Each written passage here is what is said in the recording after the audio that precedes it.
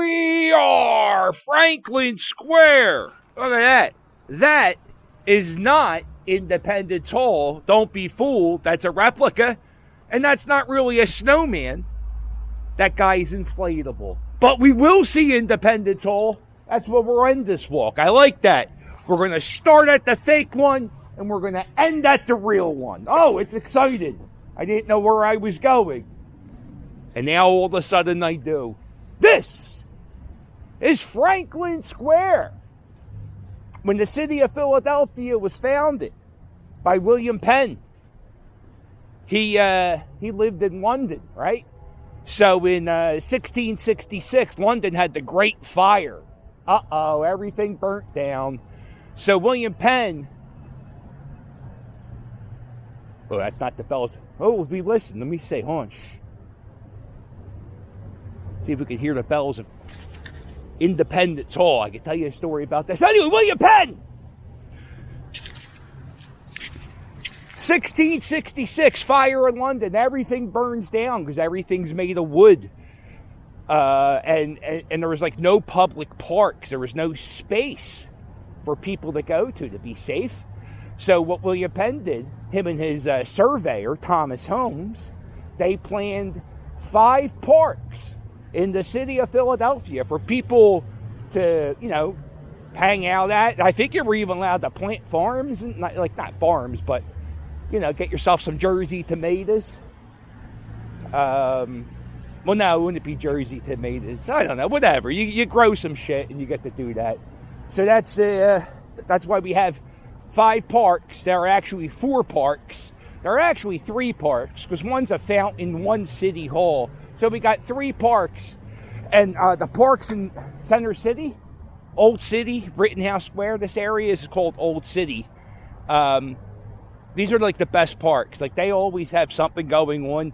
There's just like a big Christmas light extravaganza. And then Washington Square has like a tomb of an unknown soldier. And Rittenhouse Square, I go there all the time. It's like one of the best spots in the city. So this is at 6th and Race, Old City District. If you go this way, which we will, you'll see Betsy Ross's house, Alfred's Alley. Oh, it's so quiet and peaceful here.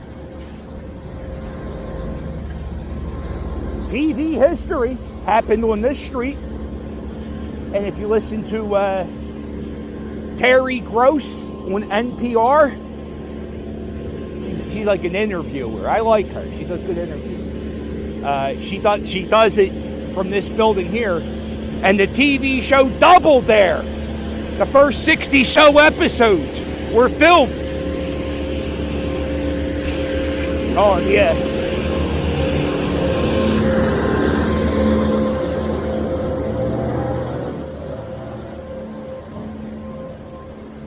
The first 60 episodes are doubled there. Oh, holy shit, the Philadelphia accent. Were filmed in this building. Double Dare starred, why am I saying Bob? Mark Summers and Harvey Holiday. He was the announcer. Harvey Holiday was a radio disc jockey. There he is. There's Terry Gross.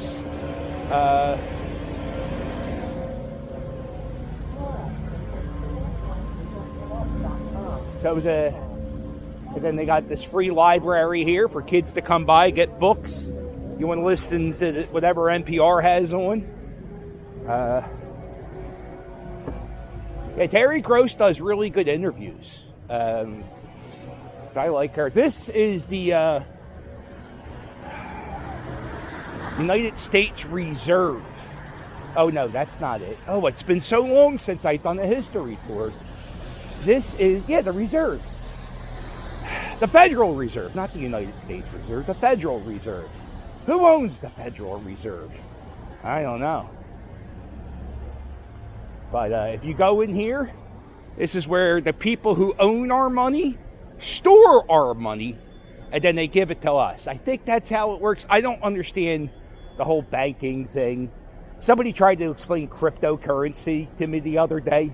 They got 4 sentences in. I said, just stop, please. You're just wasting everybody's time. If you go in here now listen, there's a pandemic going on.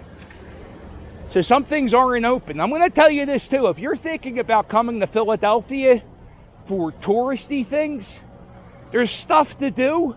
But if you're coming here for history, well, no, it's okay. There's a lot of shit that's getting renovated. So it's going to be kind of closed, not closed. And I'm just warned. Who's watching? Oh, yeah. You want to go to Philadelphia, hon? Wait, before I make that decision, let's watch this guy's YouTube video. Oh, he's telling us not to go, hon. All right, cancel the plane. A YouTuber, you know. If you go in here when this place is open, they'll give you a bag of shredded money. I think it's $1,000 shredded up.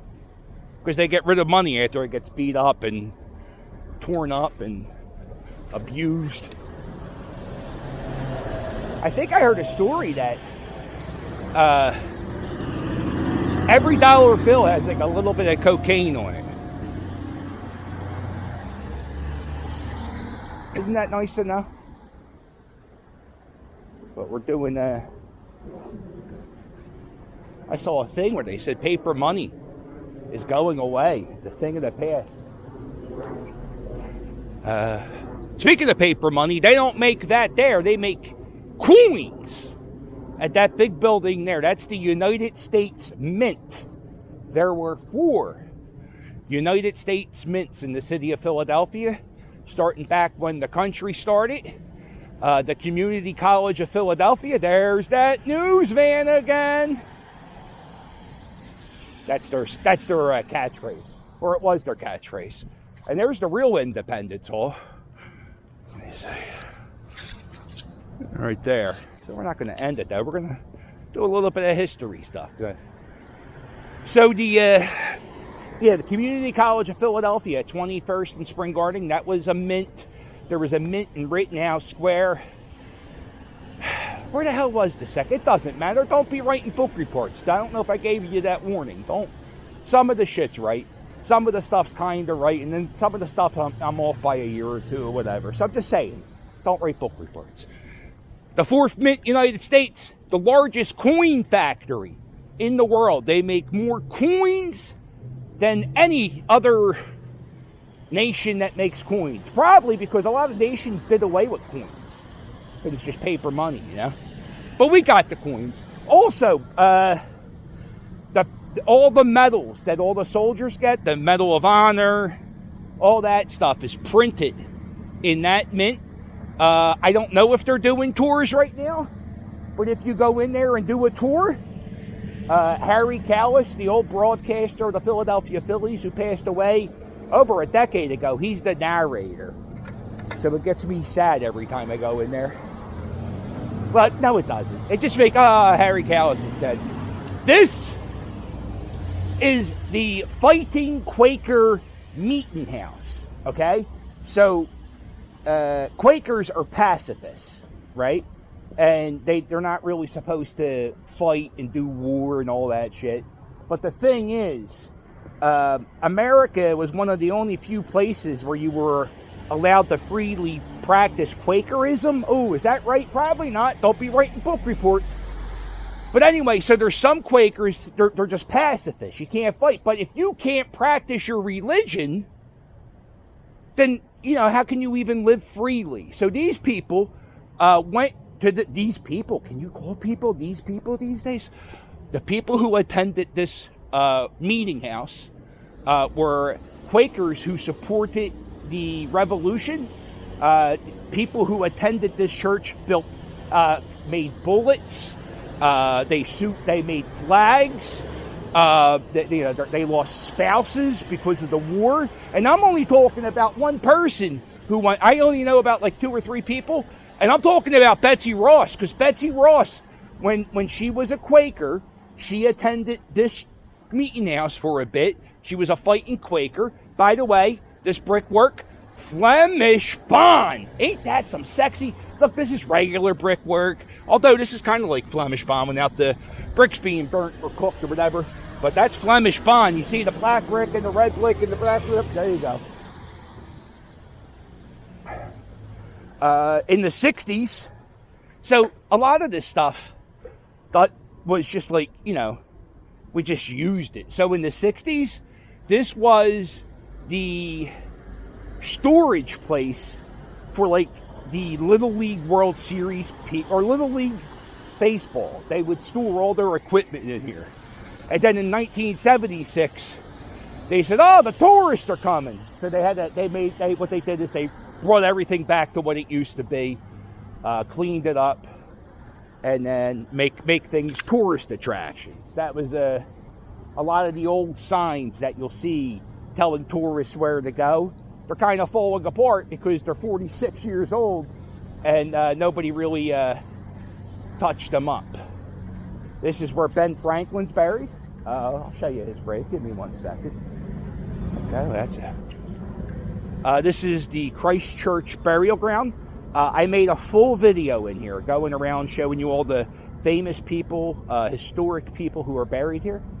Goes the other way. Everyone might I watch her. Okay, so this is... Yeah, so that's the grave of Ben Franklin. And next to that is his daughter, Sarah and Richard. There's members of the Supreme Court buried in here. There are 5 signers of the Declaration of Independence buried here. Let's see, what else? The guy who started the Philadelphia Zoo's buried here. Samuel Powell, the former mayor of Philadelphia. His wife, Sarah, talked George Washington into running for a second term for president of the United States. They do offer tours in here. They're $5. How about those assholes just standing next to the grave and not moving? But you could do tours in here. It's $5. It went up a little bit, but they give you. I think you could buy a map. They do give guided tours. So if you're into that stuff, if it weren't for the people buried in this cemetery, I would say this country as we know it would not exist. Like, there's some big time people in there. The guy who started American surgery in America, I think his name was Dr. Physic. And then there's the guy who started like mental health awareness and stuff. He's buried there. It's really